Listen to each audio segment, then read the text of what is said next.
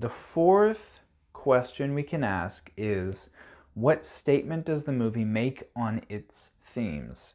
Before we're able to answer that, we'll have to figure out what the themes are, which might be a little bit difficult for any people who have trouble identifying themes. There's one way that kind of helps me that might be useful to at least identify one theme of the movie. Recently I read The Cask of Amontillado by Edgar Allan Poe, and I think this is a very good story to use. Clearly illustrates a theme. The story is about a rich guy in Europe, who says he's been insulted 1,000 times and his pride won't allow any more insults. He's just fed up and he's going to kill the guy who insulted him. He'll get revenge on him. And since he's a rich guy in Europe, I believe it's in Italy, he has a catacomb under his mansion, like a dungeon. So he lures the other guy into his dungeon. They're both alone. He chains him to a wall and he bricks up the hallway, and the guy is buried alive. There's no escape because he's bricked in, and he dies. So we have this story. What we want to do to try to identify a theme is try to summarize what the story is about in one word. There should ideally be an abstract concept. So for this story, Cask of Amontillado, if we were to summarize it all in one word, what is it about? We would say revenge. It's about revenge. Okay, so revenge is the major theme of the story. There are a couple other ones, but that's the biggest one. We've identified a theme. Now what do? We want to try to ask a question about the theme, turn it into a question.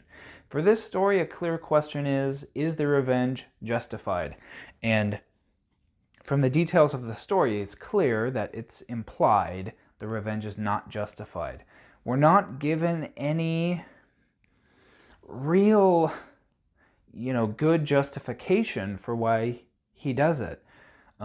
He says it's because he's been insulted 1,000 times, but we don't see any of the insults. He doesn't say what any of the insults are. He doesn't say what this guy supposedly did. And the other guy seems, maybe he's a little bit annoying. He seems okay, doesn't seem like a bad guy. So, there does not seem to be, from what we can tell, any legitimate reason to murder him in revenge. So from what we know about this story, clearly the revenge is not justified.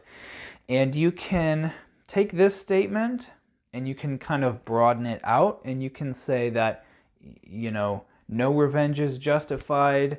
You can say we shouldn't value our pride too much, and things like this. In terms of movies, one movie related to this story kind of is a little bit similar. It's also a revenge movie, is Death Wish from the 1970s, starring Charles Bronson. This movie is about I think he's an architect or urban planner, Charles Bronson, and his wife and daughter are sexually assaulted, and the wife is murdered, beaten to death. Some people break into their apartment and assault and murder them. The whole rest of the movie, Charles Bronson is, visiting his daughter in the hospital. She's in a coma. She's sent to an insane, not an insane asylum, but a mental hospital. She's catatonic. She doesn't speak. She doesn't interact. She's as if she's in a coma. So the whole rest of the movie is building up to Charles Bronson taking revenge. And about halfway through, he goes to Texas on a business meeting and he meets a cowboy who gives him a gun. He goes back to New York City and he starts shooting criminals.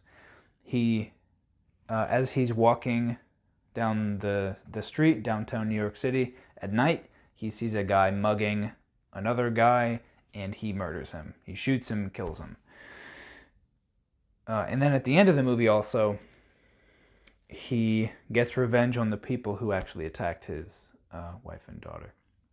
So the movie's about revenge, but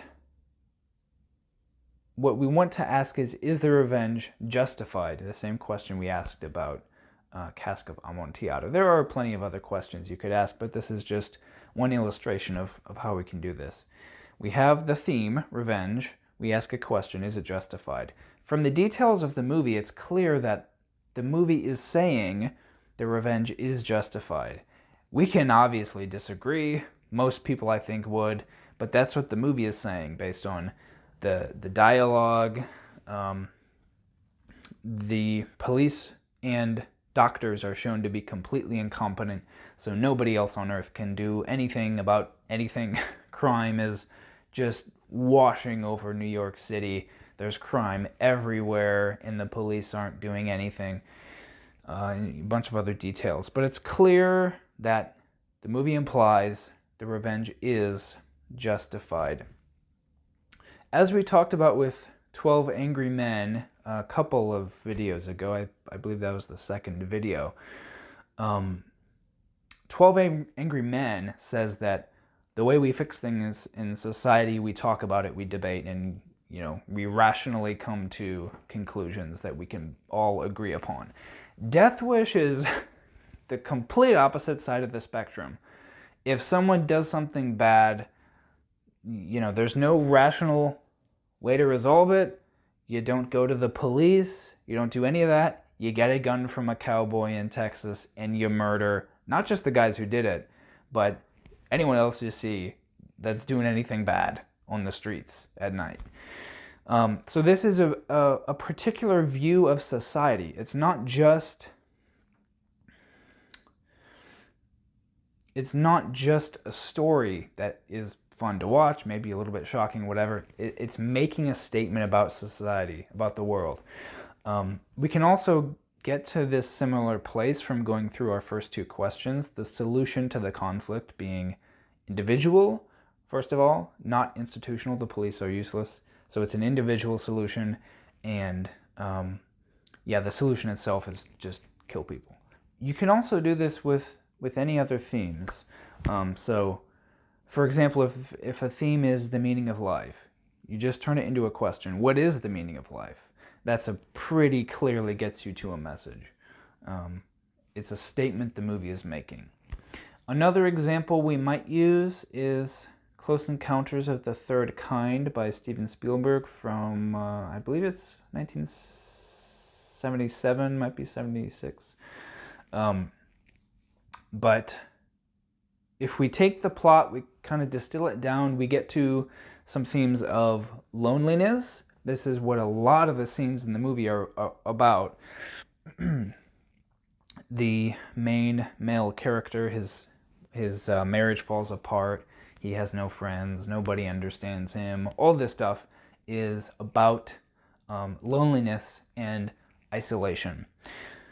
The movie is showing the world in a particular way where people who are outcasts, they don't fit in this society at all. There are certain people who just don't fit in human society on Earth.